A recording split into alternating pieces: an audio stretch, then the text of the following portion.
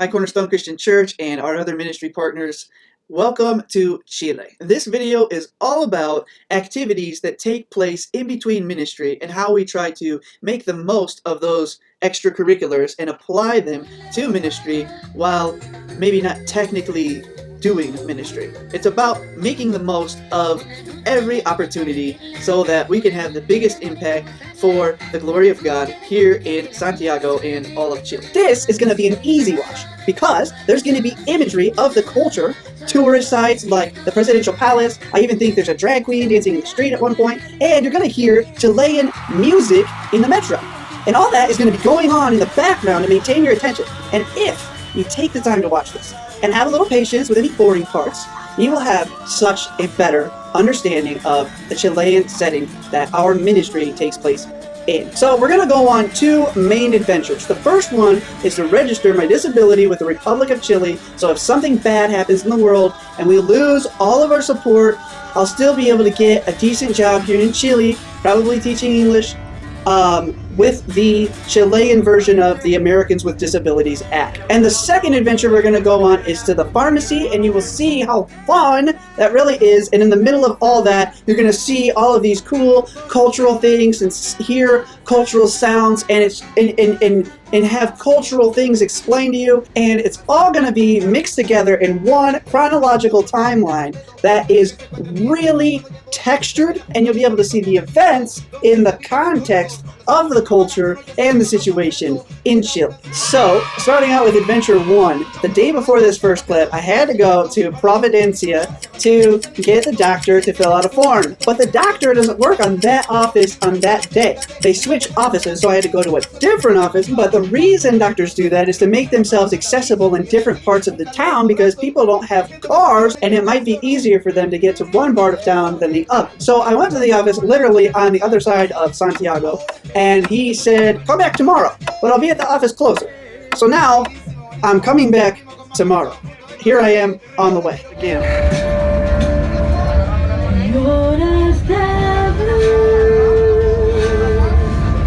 So originally I was pretty frustrated about the day, but this is really the last thing I have to do to be completely integrated into Chilean society. So now we are making a combination to the subway. We're going to go underground now.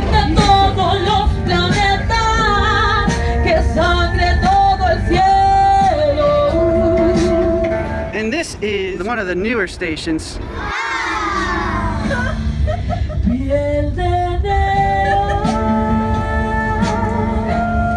And these trains are run by robots, so these walls protect people from entering so people don't commit suicide.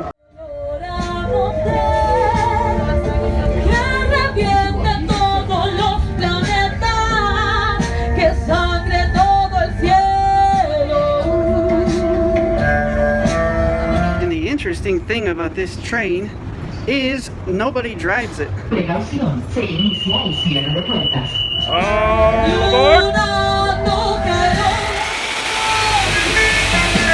So what's so cool about this station is right now we're about 11 stories underground. It's so neat to see how low below the surface you are.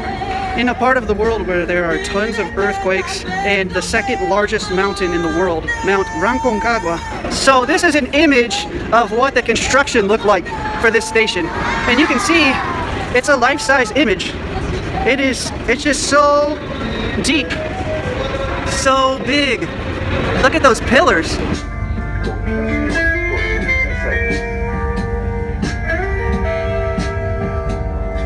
So now we're going up one stair. So that was 2 stories, and here's 2 more stories.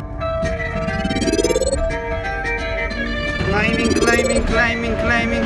Okay, so we finally made it out of the tunnel. Now I have to figure out where I am. I'm always lost without Google Maps. Okay, so now we are in the ritzy part of town, and you can tell there's a lot of brickwork. It's a lot nicer. Still graffiti though. But anyway, we're here. This is what it looks like. There's a lot more trees, I feel like. It's like a little gas station. They got a little bit of everything. So we've almost arrived at the second office that the eye doctor attends at. This one is a little bit closer to home. So I just left, and Now I've got paperwork for the government that I'm working on from the doctor, and he also gave me the prescriptions for the glasses. So now we're going to go visit my friend and get them filled. It's supposed to take only an hour to make the glasses. So now we're on the train again, and we're going to visit my friend Alejandro in La Universidad de Chile, which is Chile University.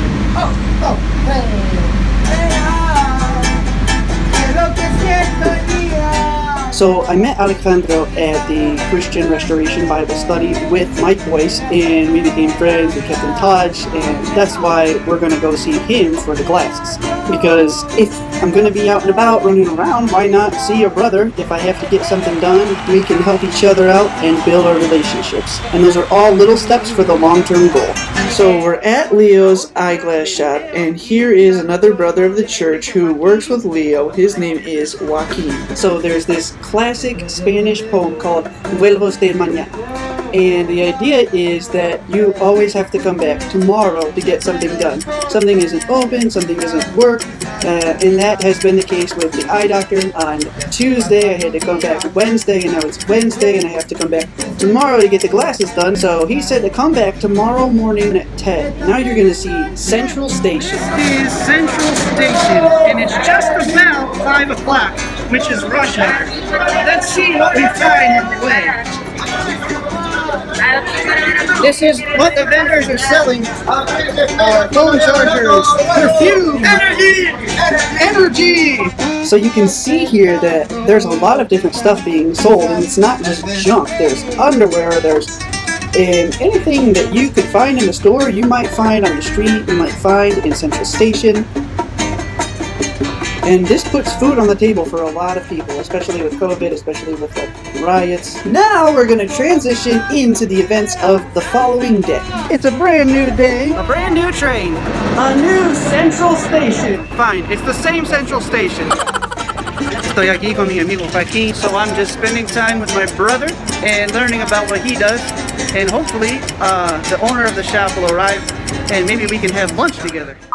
Okay, so the following conversation is going to be in Spanish, and I forgot to proofread the subtitles, and to go back and fix it is too many steps backwards, so this is me apologizing in advance. Estamos aquí en la óptica de mi hermano Leo, y la razón que quería hablarles de él es porque la Daniela y yo estamos pasando por un tiempo difícil y estamos promoviendo nuestras ventas de la calle y de la casa. Y se entró Leo y nos regaló las lentes de la Daniela gratis. Y también otro par de lentes gratis, aunque le dije que no. So yes, I sold baked goods on the street for a year and a half, and it was a little embarrassing to have a bachelor's degree from the United States and be selling baked goods on the street in another country, making a fraction of the cost. But what was cool about it is that people saw that and they're like, we have never seen a gringo missionary selling on the street. One pastor told me, I did it. I tried to do it, but I was so embarrassed I couldn't. And so people saw it and they were like, wow, this guy is so humble. And I'm like, yes, of course I am. I'm so humble, yes. And so anyway, it made an impact and it gave me a lot of clout. And this guy helped me out. Okay, so he said, and he had value in that. I accepted it. I said, yeah, well, thank you for the lentes or the glasses. And he knew that I valued him as a person. And when he's explaining this, he's going to say hi to you in a minute. And the fact that I'm showing you this in a video, he knows that I value him as a person. And so that is so huge for relationship building. So yeah, I'm doing extracurricular ministry stuff, but I'm using it to build, and make friendships, real friendships, and brotherships like David and Jonathan. So it's great. Hoy día le hice comprometer como varón de Dios que pude pagar el precio normal, que como que ahora estamos saliendo del tema. Me obligó a cobrarle. Ya sé, le obligué.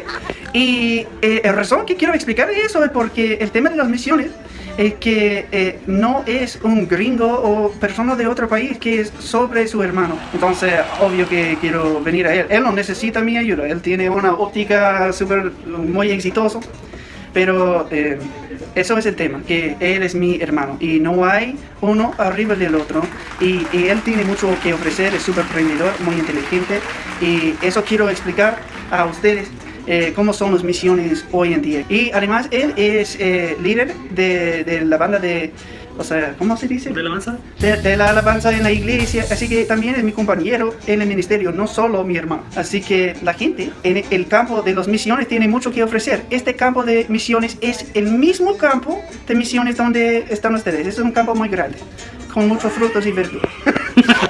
¿Sabes saludar a la iglesia? Un saludo para todos. Yo estoy muy feliz de ayudar a Tony, él es mi amigo y siempre estoy dispuesto a ayudarle. Y un poco me sonroja que sea expuesto, no es necesario que lo sepa, pero que sepan que he dado alguna ayuda, pero bueno, yo lo hago pensando en que el Señor me ha brindado algo y puedo darlo yo también. So, my friend Leo, my brother, lives in the mission field. He's from the mission field, but he also ministers in the mission field with the spiritual gifts that God has given him.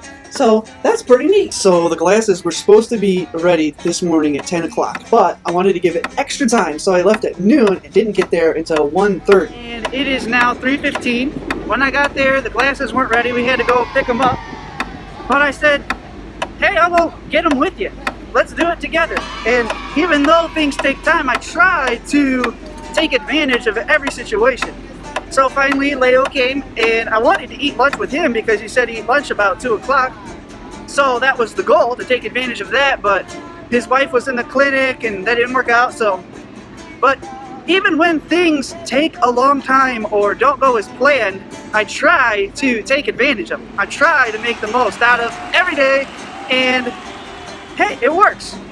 You can see that I made him feel good by showing you guys that he isn't just a Chilean. He isn't just a lower class person on the mission field that I have to like take care of or something. So it's 3:15. It's gonna take me another hour to get home. Another 4 hours gone.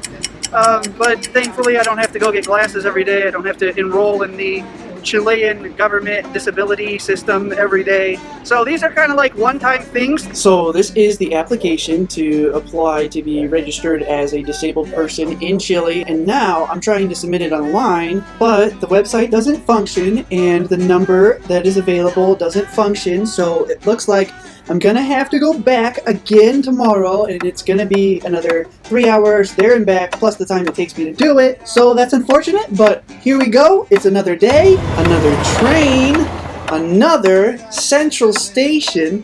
But this is new though. This is La Moneda. It is the presidential palace. The president does not actually live here, but it's kind of like the White House, which is kind of interesting because you think of Santiago Chile as having over 7 million people, being the size of New York, but it's also kind of like Washington DC because all the government buildings are here too. These are police officers. They're called carbineros, and they are letting people in and out of La Moneda. Okay, so I'm in the office now, and the guy said, well, you had to have this form actually filled out by a social worker. I'm like, well, where do I get a social worker? And he's like, well, I guess I could do it for you. I'm like, well, that'd be great. Thanks for offering.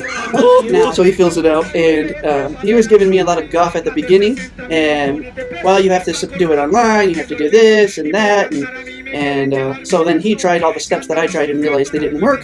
So then he said, okay, fine, I'll do it. So he did it, and then he ended up being really nice. But what happens is, the things you experience in the United States are the same things that happen here. I just think it's more harsh for the people because the system isn't quite as developed as it is in the United States. So sometimes people don't know what the answer is, and instead of saying there is no answer, there is no law, it's a gray area instead of black and white. So the first person will say, you have to go to this other step at this other place, and then you go to that place and they send you to another place, and then that place sends you back to the first place, and then the first place wants to send you back to that place. But by the time you get back to the first place, you're like, dude, I've already been around the block, alright? So people punch people here. I mean, they will hit officials because they don't know what to do, and the officials don't know what to do. The people in the offices don't know what to do, and so it's because of the system. It's just underdeveloped, and I think it probably has a lot to do with money. But today it worked. I came prepared, jumped through all the hoops, and I got it done. Happy, happy, happy. And now it's Sunday, a couple days later, and we're transitioning into the second segment of this video. It's all about going to the pharmacy. So exciting. Today is Sunday, and we are on the way to Daniela's parents' house. But we have spent over an hour trying to find public transport to get there, and it's gonna take us another hour to actually get there. I am walking to Daniela's parents' house.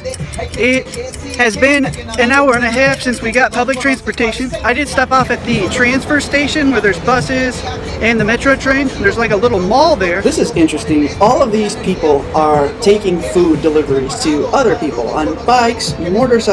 With the pandemic and the quarantine, people are ordering a lot of food. So at this metro station slash bus station slash mall, there's 5 drugstores and like 15 ATMs. And because of the pandemic, the drugstores are closed on Sundays. Well, none of the 15 ATMs had money. And it's been another hour and a half. And now I'm finally arriving at Daniela's parents' apartment. having accomplished nothing. Okay, quick break. So this is pretty cool. This is a food patio, and this guy rents this space, and he makes food out of the truck, and it's actually really good food. Since we had no success yesterday, we're out to do it again today. Another day, the next day. Good afternoon, everybody, and we are going at it again. Gotta run some errands in downtown San Bernardo, not in Santiago. We're going to get into a colectivo right now. Basically, what it is a taxi cab, but it only runs a certain route, and as many people that can fit into the car get into the car. So sometimes it's full, sometimes it's not. Here we go. Oh, one just passed me right by. Así que pueden ver que estoy en un colectivo, este tipo de taxi que corre un recorrido específico, almost to the pharmacy. There's a lot going on right now because it's almost Christmas, so the streets are filled with people selling. So I'm in the pharmacy and they don't have one of the pill. It's not in the system. So what you have to do is, it's kind of like a shell game. You have to go to different pharmacies and try to find the medicine you're looking for, and hopefully they have it. Sometimes they do, sometimes they don't. But the good thing is that the computers are working. Another thing that can happen while running errands is you get there and they say, oh, the system crashed. And if that happens, they might say, go walk around for half an hour. So you lose a half an hour there. Another thing I got lucky on today is that I arrived right before lunchtime. And so businesses close between a half an hour and 2 hours. So sometimes you get there and it's like, oh, well, you just closed, so you have to wait a half an hour, and that's part of life. And then other smaller businesses close for 2 hours. And sometimes businesses close, sometimes they don't, but you never know the exact time. So it's best to try not to run your errands in the middle of the day because you don't know who's going to be on lunch and who's not. Okay, so the system at the pharmacy failed at a national level, and so they weren't able to give me all of the medicine, and I have to come back. And normally that would really stress me out because I want to use my time to get everything I can done to be accountable to you guys. But now that I'm making this video, at least you can understand the way it is here. And that happens a lot. And behind me here, you have people selling on the street. So you can see here how this is a normal street. And people last year sold on the sidewalks, but the sidewalks were so full that people were complaining that they couldn't get through with their strollers, walkers, or wheelchairs. And what's interesting about this is that it is illegal to sell in the street, but instead of putting more cops on the street to say, hey, you can't sell, the new mayor of San Bernardo decided to open up a street so that more people could sell, which is that gray area with the law that you see in a lot of emerging economies like Chile. So now you can see over here the sidewalks are free, and this helps with the cases of COVID. And if you want to shop on the street, you have your whole area that you can shop in. Okay, so now I am here at the mall, and I'm waiting for another store to open so I can get some stuff, but they take lunch in the middle of the day, and they're supposed to open in about 5 minutes, so hopefully that goes pretty quick. So that worked out really well. The store opened on time. They had everything I needed, so not all this bad. So I'm so excited because I just went to a store, and they had everything, and they weren't closed, and they didn't have a problem with the sistema. Just really, really exciting. So I am at the pharmacy again, and the insurance blocked the medicine. So now we have to go to the insurance company downtown, and that's gonna take another 4 hours, including travel time. And this happens from time to time, so it's something else that we've got to do. And it would really stress me out, but at least I can explain to you guys what's happening. So now I'm at the last pharmacy, trying to get that last bit of medicine. We're gonna see if they have it, but you never know. But if you actually made it to the end of this video, I want to say thank you. Thank you for taking the time to understand Chile and wanting to be a part of it as a member of the church and say, hey, I want to be a part of this in my heart, before God, in my prayers. So you've seen touristy stuff, you've seen off the beaten path stuff, you've had things explained to you as I've had things explained to me. Thank you. Thank you for taking the time to watch this. This is going to be the last video for a while because I need to focus on what we're doing here. And now that I have that off my chest, I can do that. So if you watch this to the end of the video, do me a favor. Write I heart Chile in the comments box. It'll be such an encouragement to Daniela and I to be able to go, wow, they watched it, that person watched it, oh, they really connected with us there. And they understand and they know we're not going to make videos for a while. We'll still give you updates. That'll be very special and meaningful to us. So leave us a comment. I heart Chile. And thank you again. God bless you. Have a great day, a great year. Ciao. Hasta la próxima. Okay, so the following conversation is going to be in Spanish, and I forgot to proofread the subtitles before moving on to the next step, and I can't go that far backwards, just too much, so this is me apologizing in advance. Okay, so the following conversation is going to be in Spanish, and I forgot to proofread the subtitles, and to go back and fix it is too many steps backwards, so this is me apologizing in advance.